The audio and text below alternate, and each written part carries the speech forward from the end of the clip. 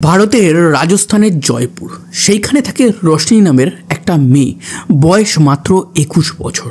ফ্যামিলির অবস্থা মোটামুটি ভালো, কিন্তু রোশনি বরাবরই নিজের পায়ে দাঁড়াতে চাইতো। এই কারণে সে অনেক সময় ছোটোখাটো অনেক জব ট্রাই করে। এরপর থেকে সে একটা ভালো জব পায়, সেটা সে ফ্যামিলিকে বলে এবং এই সময় থেকে রোশনি কিন্তু কন্টিনিউয়াস রাত্রেবেলা সে জবে যেত এবং তার ফ্যামিলি যখন তাকে জিজ্ঞাসা করতো যে রাত্রেবেলা তুমি কোন জবে যাও, তখন রোশনি বলতো যে আমার বিবিওর জব, তো এখানে নাইট শিফটে কাজ করতে হয়। তো ফ্যামিলি এই ব্যাপারটা প্রথমে তো মানতে চায়নি ঠিকঠাক করে, কিন্তু পরবর্তী সময় তারা মেনে নেয় যে মেয়ে ইনকাম করছে, মেয়ে নিজের ডেভেলপমেন্ট করছে, তো আমাদের কি প্রবলেম আছে, বাদ বাকিটা রোশনির উপর তারা ছেড়ে দেয়। রোশনি এইভাবে যখন জয়পুরের মধ্যে কাজ করছে, হঠাৎই তার ফ্যামিলির কাছে একটা খবর আসে যে এই রোশনি কোনো বিপিওতে কাজ করে না, এই রোশনি তথাকথিত কোনো কাজ করে না, এই রোশনি এমন একটা কাজ করে যেটা সমাজের সামনে তার ফ্যামিলি বলতেও লজ্জা পায়। সেটা হচ্ছে এই Roshni as a call girl হিসাবে কাজ করে এবং সেই হিসাবে ইনকামও করে। তো ফ্যামিলির একটাই প্রশ্ন ছিল যে রোশনি তুমি এটা কেন করতে গেছো, তোমার ফ্যামিলিতে তো এমন অবস্থা নেই যে তুমি খেতে পড়তে পারছো না, তো তোমার তো সমস্ত অবস্থাই ঠিকঠাক ছিল, তো সেই ক্ষেত্রে তুমি অন্য কোনো জব করতে পারতে। তো রোশনি এই ব্যাপারটা নিয়ে ফ্যামিলির সাথে ঝামেলা করে ওই জয়পুরে ফ্যামিলির থেকে খানিকটা দূরে একটা রেন্টেড অ্যাপার্টমেন্ট নিয়ে সেখানে থাকতে শুরু করে। এই ঘটনাটা হচ্ছে 2020 সালের ডিসেম্বর মাস থেকে ঘটে। এরপর আমরা চলে যাই 2019 সালে। 2019 সালে একটা মেয়ের সাথে জয়পুরে একটা জোর জবরদস্তির কেস ঘটে এবং সেই কেসে সেই মেয়ের বয়ান অনুযায়ী পুলিশ একজনকে আইডেন্টিফাই করে এবং যাকে আইডেন্টিফাই করে তাকে যখন খুঁজতে যায় তখন পুলিশ দেখে যে সেই ব্যক্তি সেখান থেকে পালিয়ে গেছে। এরপর সেই ব্যক্তিকে ট্রেস করতে গিয়ে পুলিশ কখনো রাজস্থান গেছে, কখনো হরিয়ানা গেছে, কখনো দিল্লি গেছে, কখনো উত্তরপ্রদেশ গেছে, কিন্তু একটুর জন্য এই ব্যক্তি কিন্তু বারবার পালিয়ে যেতে সক্ষম হয়েছে। এইবার আসি 2021 সাল। একটা মেয়ে তার দুই বন্ধুর সাথে জয়পুর থেকে গোয়ালিয়র যায় এবং গোয়ালিয়র যাওয়ার পর তারপর তার আর কোনো খোঁজ তার ফ্যামিলি পায়নি। তার ফ্যামিলি থানাতে রিপোর্ট করে, অনেক তদন্ত হয়, কিন্তু এই তদন্তের পরেও এই যে মেয়ে আছে যার নাম হচ্ছে পূজা, তার কোনো রকম কোনো খোঁজ পুলিশ আর পায়নি। এবার এই যে পূজা আছে সে কিন্তু বাড়িতে বলে যায়নি যে সে তার দুই বন্ধুর সাথে এই জয়পুর থেকে গোয়ালিয়র যাচ্ছে। এবার সেই জিনিসটা যেহেতু বলেনি, যেহেতু পুলিশ এই কেসটাকে খুব একটা ভালো করে তদন্ত করেনি, এই কারণে পুলিশের সামনে সেই যে দুটো ক্রিমিনাল আছে তাদের কোনো খোঁজখবর পাওয়া যায়নি। কিন্তু উল্টো দিকে এই মেয়েটা মিসিং হওয়ার এক সপ্তাহ পর গোয়ালিয়র পুলিশের কাছে একটা খবর আসে যে গোয়ালিয়রের রেল স্টেশন আছে তার থেকে 3-4 কিলোমিটার দূরে রেল লাইনের উপর একটা বডি পড়ে আছে এবং সেই বডিটা একটা ফিমেলের বডি। পুলিশ যায়, গিয়ে সেই বডিটা ওখান থেকে রিকভার করে এবং রিকভার করে তারা ময়না তদন্ত করে যখন তারা দেখে যে এই মেয়েটার পরিচয় তারা জানতে পারছে না, তখন তার সৎকারও করে দেয়। উল্টো দিকে যে মেয়েটা এই জয়পুর থেকে গোয়ালিয়র গেছিল তার কেসটা হয়েছিল জয়পুরের এক থানাতে, সেহেতু জয়পুর থানা আর গোয়ালিয়রের যে পুলিশ স্টেশন ওই বডিটা পেয়েছিল, সেই দুটো কেস যে একই কেস নাকি অন্য কেস তার কোনো কানেকশান তারা বসাতেও পারেনি এবং এই কেসটা প্রথম থেকেই বলেছি খুব একটা ভালো করে তদন্ত হয়নি। তো আমি 3টে মেয়ের ঘটনা বললাম, 3টে মেয়ের ঘটনার মধ্যে একটা মেয়ের সাথে জবরদস্তি হয়েছে, আর একটা মেয়ে গোয়ালিয়রের যে রেল স্টেশন আছে তার থেকে 3-4 কিলোমিটার দূরে রেল পট্টির উপর সে পড়েছিল, তার সাথেও জবরদস্তি হয়েছে এবং তার উপর তাকে অনেক আঘাত করে ওই রেল লাইনে ফেলে রেখে দেওয়া হয়েছে, তার উপর থেকে ট্রেন চলে গেছে। এটা হচ্ছে সেকেন্ড নাম্বার।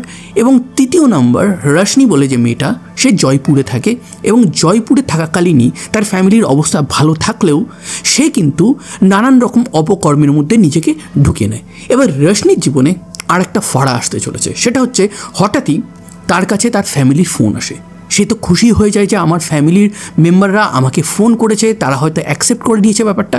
কিন্তু ব্যাপারটা ছিল উল্টো। এই রশনির বাবা সে টুকটাক না ক্রিমিনাল টাইপের কাজ করতো। তো সেই রকমই কিছু কাজ করতে গিয়ে হঠাৎই একটা মার্ডার কেসে ফেঁসে যায়, এবং সেই মার্ডার কেসে যখন ফেঁসে যায় পুলিশ এসে তখন তাকে বাড়ি থেকে তুলে নিয়ে যায়। সে যখন জেলে চলে গেছে তখন তার ফ্যামিলি বাধ্য হয়ে রশনিকে এই ব্যাপারটা জানায়। রশনি অনেক চেষ্টা করে, অনেক সোর্স লাগায় সেই সোর্সের মাধ্যমে যে বাবাকে বার করবে, কিন্তু সে অসফল হয়। 2020 ডিসেম্বরের শেষ দিকে এই ঘটনার পরের থেকেই রশনি কিন্তু আলাদা থাকছিল। তার ফ্যামিলি তার সাথে আস্তে আস্তে কানেকশান করলেও পরবর্তী সময় তারা আবার কানেকশান কেটে যায়। 2021 সাল একদম জানুয়ারির লাস্টের দিক হঠাৎই এই রশনির একজন পুরুষ মানুষের সাথে পরিচয় হয়। সেই পুরুষ মানুষ আর্মি অফিসার ছিল। সে কথায় কথায় মানুষকে জয় হিন্দ বলতো, এবং ট্রাফিকে কোনো পুলিশও তাকে দেখে স্যালুট করতো। একটা সম্মানের ব্যাপার ছিল। রশনির যে এই পেশা ছিল সেই পেশার ব্যাপারে সেই পুরুষ মানুষ কিছুই জানতো না। পুরুষ মানুষ তাকে দেখে প্রথমবারেই প্রেমে পড়ে যায়। এই যে আর্মি ম্যান আছে তার নাম হচ্ছে বিক্রম। এই বিক্রম তার প্রেমে পড়েছে, রশনিও তার প্রেমে পড়েছে, এবং তারা ডিসাইড করে যে তারা as a live in partner হিসেবে থাকবে। তো কয়েক মাস এই লিভ ইন পার্টনারশিপটা খুবই ভালো চলছিল। কিন্তু হঠাৎই বিক্রম একদিন বুঝতে পারে যে এই রশনি কিছু এমন কাজ করে যেটা সে কোনোভাবেই মানতে পারবে না। সেটা হচ্ছে সে কলগার্লের কাজ করে। এবার বিক্রম অনেকবার তাকে বোঝায় যে তুমি এই কাজগুলো করো না, এগুলো ভালো না, এগুলো তোমার জীবনে বিপদ ডেকে আনতে পারে।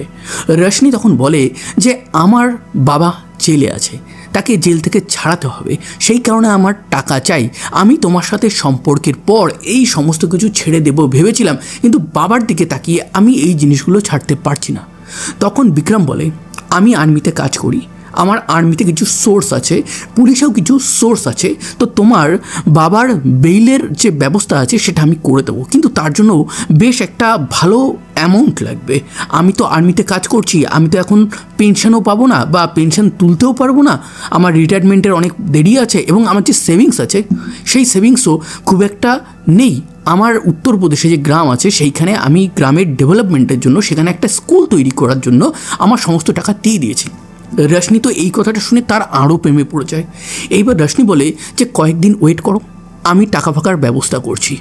রশনি ওই কাজ করে সে 6 লাখ টাকা জোগাড় করেছিল, এবং সেই 6 লাখ টাকা এই বিক্রমকে দেয়।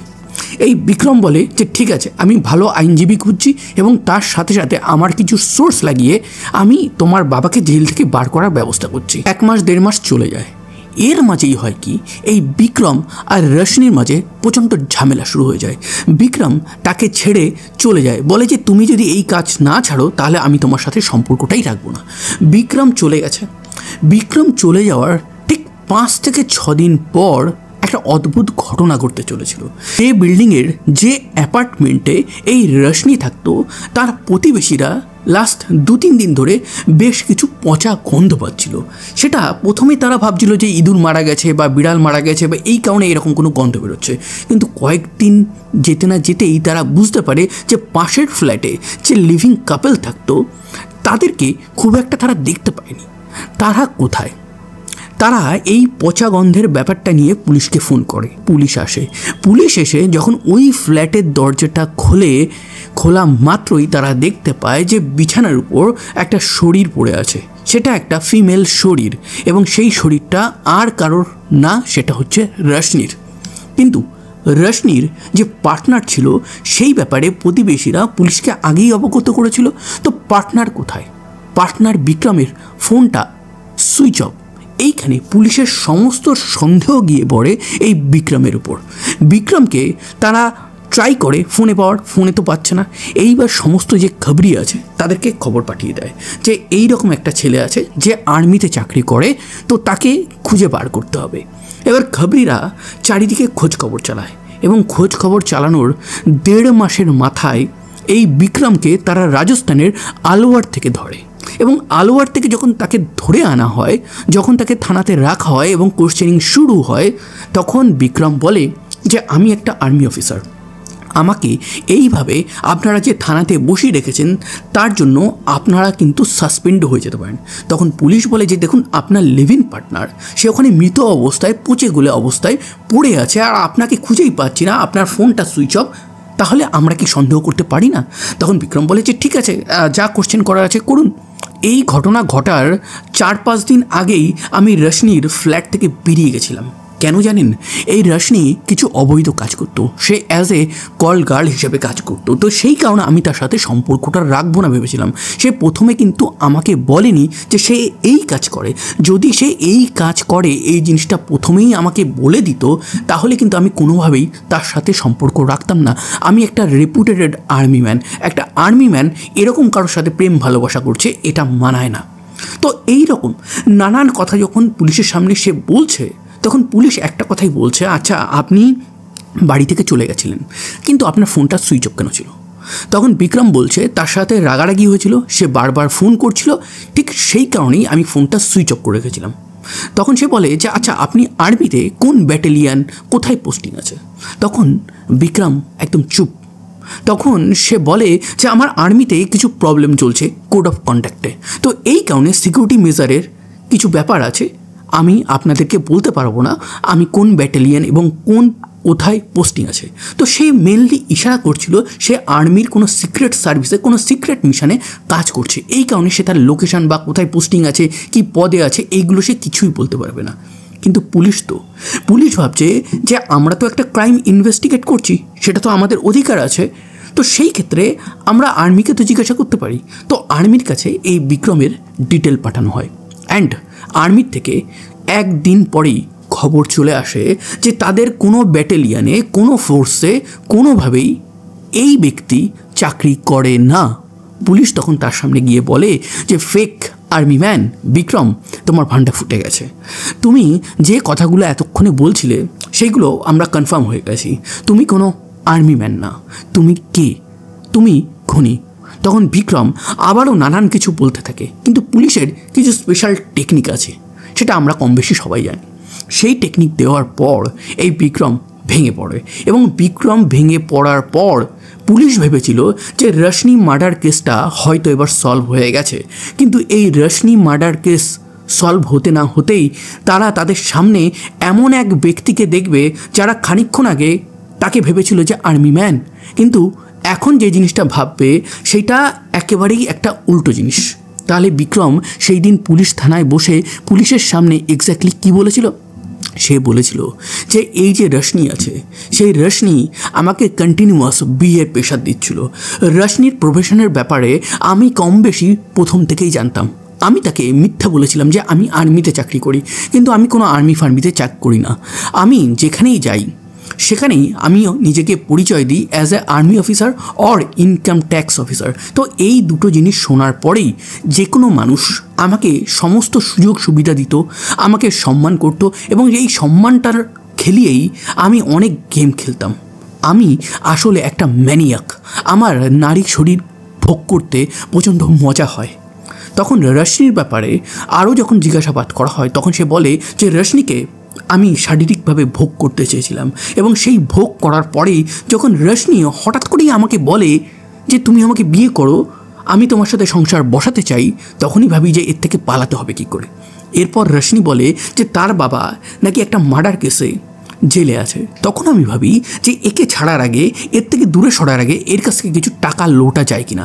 তখন আমি বলি যে আমার আর্মিতে অনেক সোর্স আছে, এবং সেই সোর্সের মাধ্যমে আমি তোমার বাবাকে জেল থেকে বাইরে নিয়ে আসবো, তার জন্য টাকা চাই।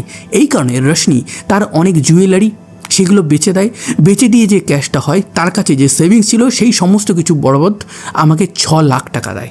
এবং এই 6 লাখ টাকা নেওয়ার পর যখন রেশমি 1 মাস পর জিজ্ঞাসা করে যে তার বাবার হিয়ারিংয়ের, তার বাবা জেল থেকে যে বের হয়ে আসবে সেটা কতদূর পৌঁছালো, সেই সময় আমার কাছে কোনো অ্যান্সার ছিল না। অ্যান্ড আমি বুঝতে পারি যে এরপরে আমি বেশি দিন যদি এখানে থাকি তাহলে আমার অবস্থা খারাপ হতে পারে, আমি ধরা পড়ে যেতে পারি। তো এই কারণে এক রাতে আমি তাকে ফ্ল্যাটের মধ্যে এই সমস্ত জিনিস নিয়ে কথা বলতে বলতে, সে যখন এই জিনিসগুলো বলছিল তখন আমাদের মধ্যে ঝগড়া বেঁধে যায়। আমার মাথা গরম হয়ে যায়, অ্যান্ড তাকে আমি গলা টিপে মেরে দিই।